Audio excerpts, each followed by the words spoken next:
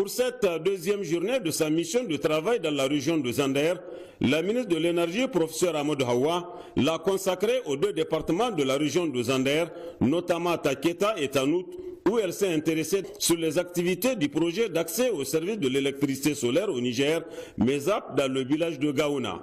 Ici, le projet, à travers sa composante 5, intervient pour électrifier 73 centres de santé dans le pays, dont 14 pour la région de Zander. Coût de travaux, plus de 30 milliards de francs CFA, financés par la Banque mondiale.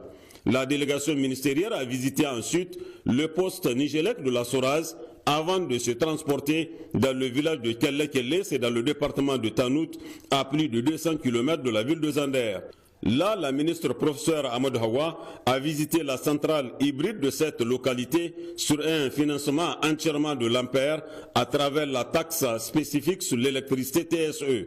Au niveau de toutes ces localités, les techniciens trouvés sur place, complétés par le directeur général de l'agence nigérienne de promotion de l'électrification en milieu rural, Zakawa Nuhu, ont tour à tour pris la parole pour donner des éclaircissements sur le fonctionnement de ces infrastructures et surtout le fonctionnement de la centrale solaire. Une visite à Londres de laquelle ils étaient accueillis par les responsables de la Fédération nigérienne de football.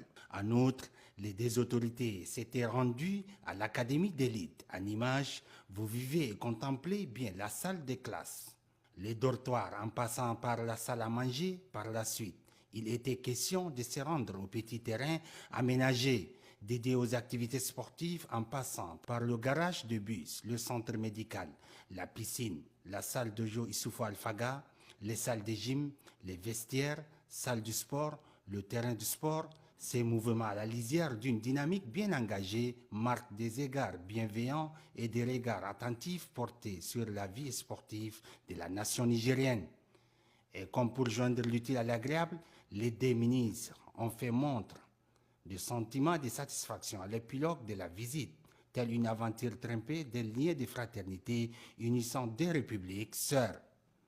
Je retiens un centre qui est très bien fait, qui est magnifique, qui est là à la disposition des différents joueurs. Et je pense qu'avec ça, il y a beaucoup d'opportunités pour pouvoir remonter davantage la qualité et la formation des joueurs. Au-delà de cela, j'ai également vu dans la tournée qu'il y a des équipements qui sont là, ultra modernes, et qui permettent aujourd'hui d'entretenir les gazons, parce que ça c'est un casse-tête que beaucoup ont. Combien de fois il faut jouer sur le gazon, combien de temps ça doit rester. Et je pense qu'il y a aujourd'hui une expérimentation qui est en cours, qui est faite par la Fédération nigérienne. Le président est en train d'expérimenter cela avec l'appui du département. Et cela est très intéressant pour nous parce qu'il y a aussi les bonnes pratiques à prendre. Et ils ont trouvé un gazon qui pourrait, avec le temps où on pourrait jouer peut-être 10 fois carrément, ce qui est quasiment impossible aujourd'hui avec les gazons que nous avons. Donc ça, je pense qu'avec cette expérience-là, ça pourrait révolutionner déjà. Au-delà de cela, les différents partenariats qu'ils ont eus, c'est vrai qu'il y a eu un financement FIFA, il y a l'État qui a appuyé, mais il y a d'autres partenaires, d'autres pays qui ont également investi. Et à travers cela, il y a une certaine ingéniosité par rapport à l'arrosage. Donc ça, c'est quelque chose que nous retenons, un arrosage mobile qui reviendrait un peu moins cher que les autres types d'arrosage que nous connaissons et que nous faisons dans nos espaces de sport, surtout au niveau des stades. Au-delà de cela, je retiens l'hôtel. Vraiment un bel hôtel, vraiment bien fait. Je pense que cela peut être très très utile pour déjà les équipes nationales. Il y a un endroit où ils peuvent abriter. Mais au-delà également, cet hôtel est géré à travers la Fédération nigérienne de football, où d'autres gens peuvent également venir habiter. Vous savez, chez nous, nous parlons beaucoup de rentabilisation des infrastructures sportives. Et je pense que ça, c'est une dynamique qui est déjà enclenchée ici par la Fédération.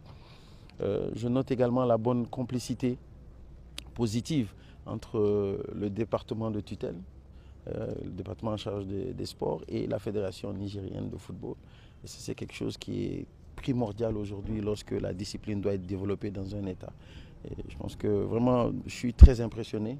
Et je les encourage encore et à continuer à renforcer le lien et à travailler dans la promotion et le développement du sport, surtout du football. Il appartient donc à l'opinion de lire dans les lignes de cette visite un engagement inclusif liant les deux autorités, une fois de plus un signal fort que les visions impératives confédéraux intégrant divers secteur de la vie des hommes, donc celui du sport en particulier. Les exploits divertissants et conviviaux que le sport a offerts au monde méritent d'être revécus.